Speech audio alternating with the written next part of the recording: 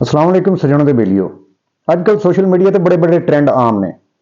चढ़ाई ते टौर दियां गल्लां होंदियां ने। जटां दे बाल, जिमींदारां दे बाल बड़े खुश होंदे ने कि चढ़ाई ते टौर।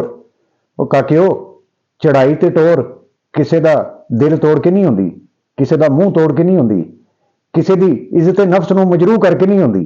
चढ़ाई ते टौर पता किद्दां होंदी है? चढ़ाई ते टौर होंदी है किसे माड़े बंदे दा साथ दे के, हर बंदे नूं इज्जत दे के, किसी के दुख सुख के बगैर बुलाए जाके खड़े होना, उन्होंने कहना कि साड़ी लोड़ है, कोई साढ़े लायक है तो दसो सानू। कभी भी तुसी किसी बंदे ना माड़ा बोल नहीं बोलना।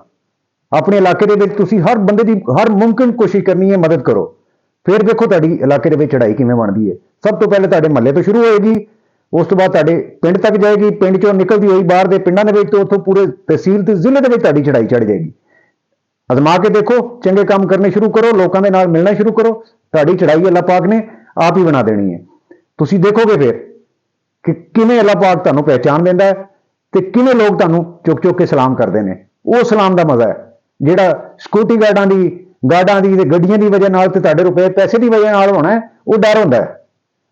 वो लोग तुहाडे तो मरूब होंदे ने, वो लोग तुहाडी दिलों इज्जत नहीं कर रहे होंदे, तुहाडी चढ़ाई नहीं होंदी। वो तुहाडे कोल अज पैसा ते सारी लग्जरी फैसिलिटीज खत्म हो जाण ते तुहाडी इज्जत गई, तुहाडा वो डर गया, तुहाडा जिस वजह तो लोग तुहाडे तो मरूब होंदे सन, तुहाडे गल सुनते सन ते तुहाडे नाल सलाम लैंदे सी, वो वजह खत्म हो जानी है। लेकिन जो तुसी लोगों के दिलों में रह रहे होवोगे ना, फिर वो रिजन कभी भी खत्म नहीं होनी। फिर लोगों ने तुहाडी इज्जत कभी भी नहीं खत्म होनी।